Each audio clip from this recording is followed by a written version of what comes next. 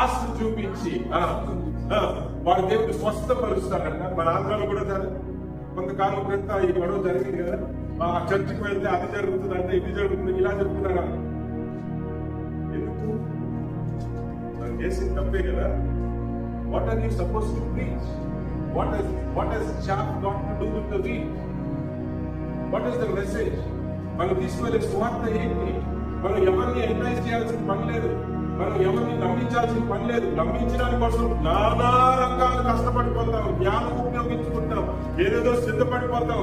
మన తెలివితేటలు ఉపయోగించుకుంటాం. అలా చెప్తే ఇలా చెప్తే ఏమి చెప్పాల్సిన పని లేదండి. You preach the message of the cross. సిలువను వచ్చినటువంటి వార్తను ప్రకటించండి. మీ వెంట ఉన్నటువంటి ప్రభు అక్కడ కార్యం చేస్తారు.